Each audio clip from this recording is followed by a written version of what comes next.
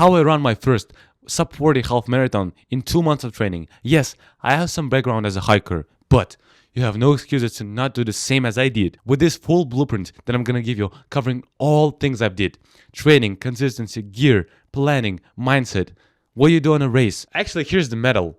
I'm gonna show it to you how to get the same. How to get 24th place out of 150. And I'm gonna give it for beginners and guys that are already fit and have some background with other sports. Let's start with story. How I even started running, because that's fucking interesting. I literally started running because I broke up. 14th of February, we needed to go on a date. I didn't even plan to run no sub 140 marathon. I didn't even plan to run overall, because one message changed everything. She doesn't want to meet me because she was exhausted after her work. That same moment, I'm putting on my shoes. It was just some Nikes that I bought 2 years ago. They still worked. Our air quality is literally 200. You can Google it, but it's the worst air quality in the world, at the level with Dubai, New Delhi or something like that. That was the moment I ran my first 14 kilometers with pace of 5:45, considering my stops.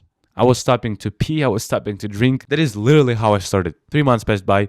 I was running once a week, and then I switched to actual training with training plan. We're gonna talk about it now. 3 months later, I ran my first sub 140 marathon. Next, I ran 10K. I got sub 46, but I got an injury, so I could do 43. That was my plan. Let's talk about training plan. First of all, you don't need to run 5 times a week as soon as you start. 2 times a week is fine, but 1 times a week is not enough. 2 times a week is slightly on the level of getting results and just running because you want to. Actual progress, actual aerobic base will start to form on 3 runs a week. 2 runs a week is fine if you do 1 long run and 1 interval session with easy run. I'm gonna cover all of that now, but I have my 5K race this Saturday. It's 11th of June. How do we structure it? There are easy runs, there are long runs, there are interval runs, there are tempo runs, there are recovery runs. Easy runs is when you do basically all the time. When you just go out and when you run, you usually run with your easy pace. Conversational pace, as you say. If you don't know your easy pace, you're in a zone 2 when your heartbeat is like from 120 to 140. Then you just have to rely on, can you fully speak while you're running at that pace without gasping for air? Those are easy runs. And 70 to 80% of your runs should be easy. Just get the mileage. You get mileage to build an aerobic base when you run faster for longer, when your heart became trained, and it basically can sustain more speed and more durability by a lower heart rate. You do that by running in a zone 2. Okay, let's move on to long runs. You usually do them at Saturdays, on Sundays. You do them to increase stamina and then mental capability to be able to endure that wall on a marathon that you hit all the time, to being able to run half marathon as if it's nothing. You build the same aerobic base, you get the running mileage. Running mileage a week matters a lot. Basically, more kilometers you run a week, the faster you build that aerobic base, the faster you progress. Long runs should be 60 to 90 minutes long at the same easy pace, probably a bit faster when it's coming up to the race, to half marathon, and you want to simulate the pace. There are interval runs. I'm not going to tell in details, this video is going to be so long, but it's just repetitions of running at a fast pace. Sometimes it's even sprints, but you do intervals at a bit faster pace than your 5K. There are a lot of ways. You do 4 or 5 reps for 1K intervals at the pace of your 5K. Okay, 5K pace is basically, with that pace, you run your 5K race. 10 to 12 reps of 400 meter with the same tempo. You do 6 to 8 repetitions of 800 meters. There are 200s. 200 are more for 1K, 3K runs. You do them 12 to 14 times. And you rest 2 minutes in between. Either it's like jog, either it's walk. And recovery runs. Don't bother about them. You do them after races. You do them after hard sessions. It's basically a super slow pace in zone 1, 110, 120 heart rate. You just do them to recover or to warm up or to cool down after runs. Let's move on to technique. How you run will dictate if you get injury or not. I actually got to know it 1 month before the race, so I had time to adapt to it. The most important thing is cadence, number of steps per minute. The longer your stride while you're running and the more you jump while you're running will make you tired 2 times faster. Imagine the same distance, but the runner that has cadence of 170 to 180 steps per minute will have 2 times more energy than you. So he will run that distance again while you're done at 2 kilometers. In physics, smaller steps you do, more energy you conserve. Another important thing is when you run with huge strides, you place your leg in front of your body. You're falling on your knees. Your weight is not going down towards your legs, but when you put it in front, then it actually gets all of it into your knees and ankles. It's inefficient, it's harmful, and that's the most important thing I've learned. The thing I'm going to talk about today and all of that, I'm able to give it to you personally. I will make you run sub 140 half marathon. If you click on the link below and you check out my program or you book a call with me, we can talk about it. I'm just going to make it to you 2 times faster. I'm going to give you a specialized program just for you, like training plan, nutrition, all of that. I'm not some guru. I'm not a super elite runner, but I've just done the same thing. I can give it to you 2 times faster. Another important thing is to just go with your body straight. Okay, that's super important. Bad posture can harm your breathing patterns. It can result into you being shrimp and like just swing your hands. Specifically, swing your elbows. If you focus on your elbows, it will go in the right direction. Behind your back, you'll have the perfect technique if you just focus on cadence, if you have a straight posture, and you swing your elbows. That's all. And be relaxed in your shoulders. Let's move on to gear. Everyone has some specific gear. $200 shoes. Everyone buys Alpha Flies after they've done the second run. You don't need all of that. You basically don't need nothing except those things I'm going to talk about. Shoes and shorts and Strava with your phone and watches. Listen, if you don't have enough money, just buy the Smartband 7 by Xiaomi and they work fucking perfectly. They lock and they have bugs when counting heart rate for intervals, but you don't need to look at heart rate when you're doing intervals, bro. That is the cheapest set I've got and it fucking serves me well because it doesn't matter what t-shirt you have. Just buy one that is not cotton, that is not getting wet after you run your first 500 meters. Usually when you sign up to some races, they'll have a start kit and when they have a t-shirt. It's usually suitable for running. Why shorts? The shorter shorts you have, the more you perceive yourself as a runner. It's basically a placebo and it works fucking well. When you see those runners, almost like fucking underwear, you feel more as a runner when you wear shorter shorts. First of all, the reason why is breathability. Shorter they are, the less heat you will get to your legs. And so less heat you will get to your body, and so lower will be your heart rate. And more movement you're gonna get you. Because I was running in shorts that are almost to my knees, and they were so uncomfortable, they were bulky. The main thing is for your runs to be pleasant. One part of it are shorts. And the most important part is shoes. You don't have to buy Alpha Flies. You don't have to buy Bostons. You have to buy the cheapest shoes that are on a sale right now in your country. You have to have a minimum viable product. This is the term in business. When you first start out on the market, you make the cheapest, the crappiest product just to put it out, just to get feedback from the clients, just to make your first money. That's the same when you're running. You just have to put yourself there outside. Just wear some comfortable shoes that are just enough for running. They're not perfect, but they're fine. Okay? Then you'll get feedback. Then you'll buy more expensive shoes. The same way I bought Nike Pegasus 41. Those are perfect for easy runs. Those are perfect for daily trainers. $70. The best price I could have. 60 or $70, I don't remember, but you find all running shoes for sales. Go through all shoes on discount. Do the research. Spend 15 to 20 minutes and just find the best one. And again, if you don't want to waste your time on that, you don't want to struggle, just apply to work with me, bro. Book a free call there. I'm just gonna pick the most comfortable shoes for you in your country, delivery or with the physical shop. I'm gonna do it all for you. That's basically a whole gear. You don't need nothing else. And a little thing about socks and underwear. You have to pick underwear that does not make you chafe. When I wear a longer underwear, it doesn't make me chafe. Be careful of that. That's just my personal advice. The same with socks. Choose socks that are not made of cotton. Choose synthetic socks. Specifically running socks, they're a bit expensive. Let's move on to taper and consistency. Like imagine it's 2 months or 3 months before you run. You have to structure your days. You have to structure your runs. So 1 month into the race and you need to have a super laid out plan when every single day you know what you're gonna do. Monday, rest day. Tuesday, interval run. Wednesday, easy run or rest. Thursday, easy run. Friday, rest or easy run. Saturday, long run. Sunday, hike or rest or recovery run. Like, just laid out here a whole fucking plan. But the consistency matters a lot, bro. I can talk about gear, I can talk about training plan forever.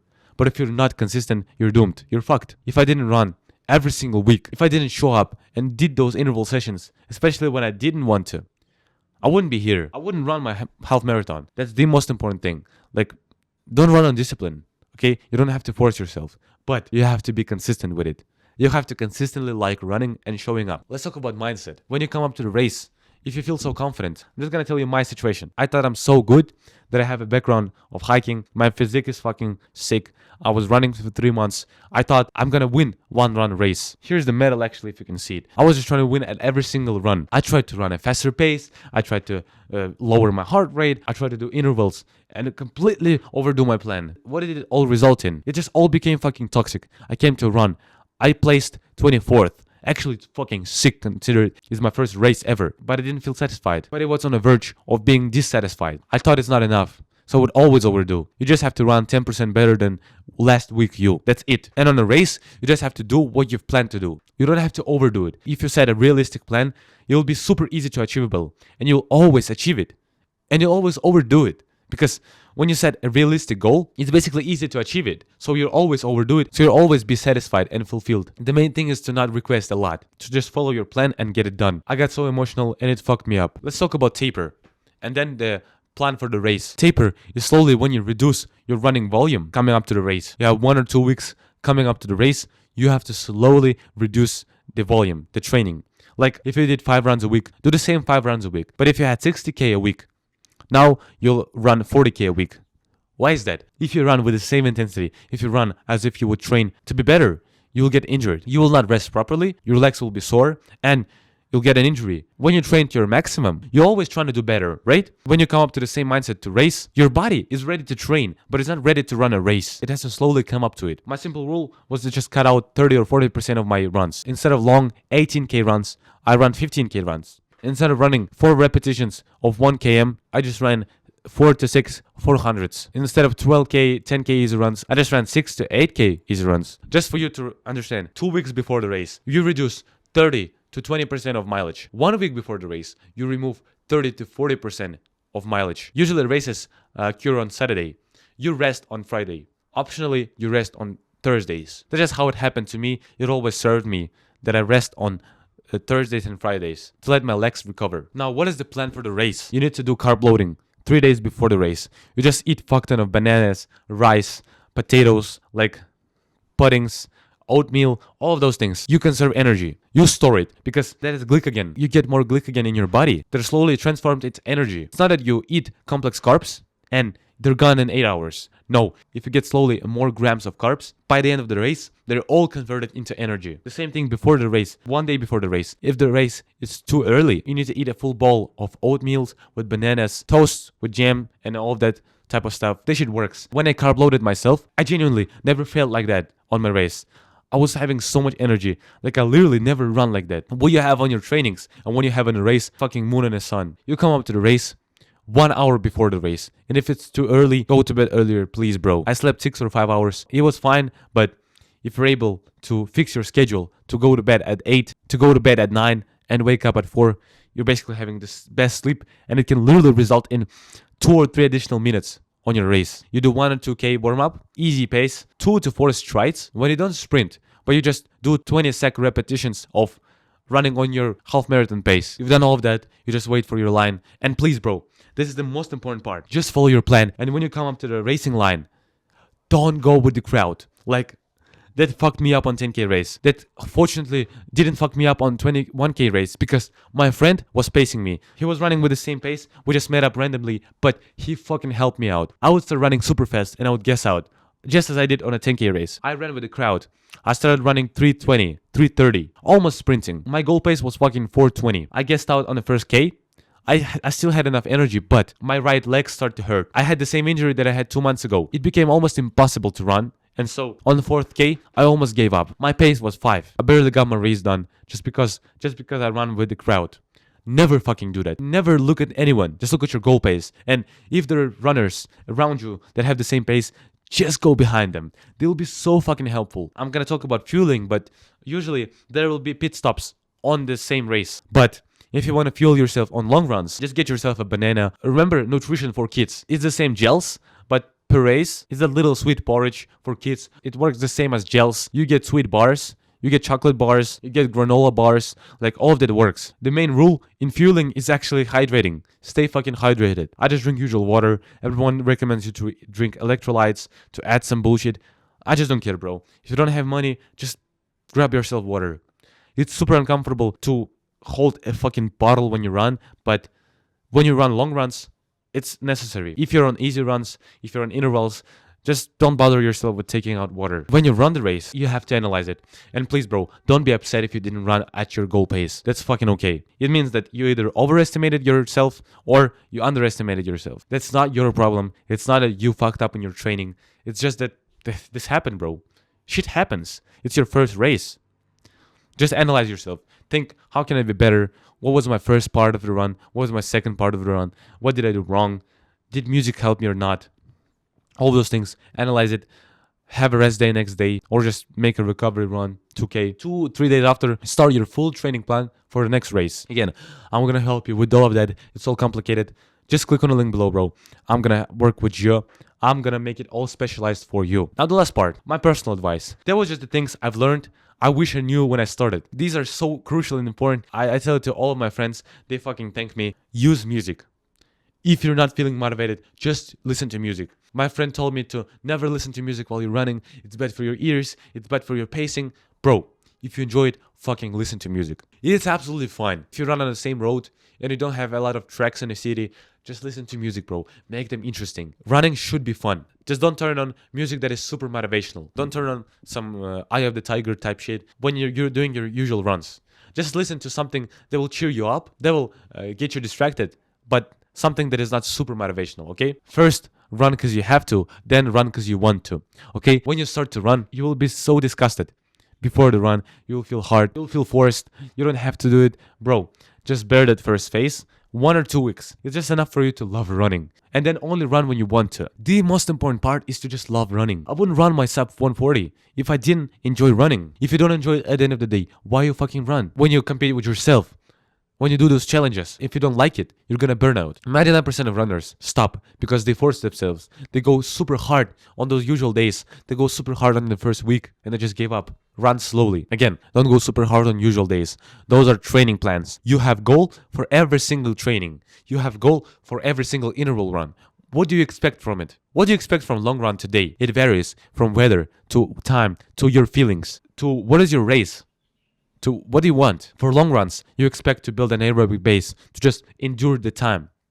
For interval sessions, you just want to get used to the half marathon pace, okay? Have a plan for every single race and don't overdo it too much. It's good when you run a bit faster than you would thought, but it becomes out of hand when you just try to sprint and run with 160 heart rate all the time. On the race, you get sixth gear and you just go on motivation. Like a race vibe is something else, bro. I swear to God, when you go on the race, you're like 20% faster. For the first 2 months when you start running, you should be just thinking about these things. How to lower your heart rate, how to improve your cadence, how to do long runs, consistent easy runs and intervals without injuries. Then think about pacing. Like, you always think about being fast, you always think about running, sprinting as those runners on YouTube. But bro, first of all, first things first, lower your heart rate. Run on easy zone 2 cardio. Build that aerobic base. Improve cadence.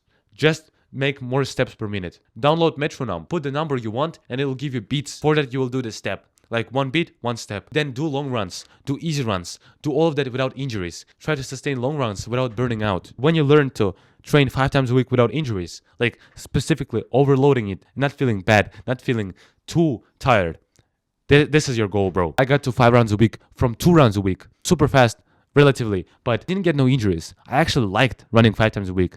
I slowly got to it. I improved my technique.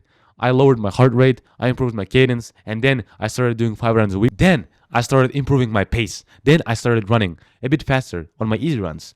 I started running a bit faster on my intervals. I started running a bit faster overall because I lowered my heart rate. Like, I do the same heart rate, but I run at a faster pace. It all happens when you do those first things. I've covered all of that to run my sub 140 marathon. It's so honest. I've just told it from my experience. If you want the same, but faster, if you want the same without injuries, if you don't want to suffer, if you don't want to struggle looking for hours and hours how to do it, I'm not going to waste your time. I'm going to save you a lot of time if you just click on the link below and you work with me, bro. I'm gonna make you a specialized program. I'm gonna get you to result, bro. Choose your time. We will choose the plan for you. A goal pace for half marathon, for 10K, for 5K. I've already run 21K. I've run 10K. Now I'll run 5K. I'm gonna be pretty knowledgeable on all of those races. Click on the link below or watch this video right here.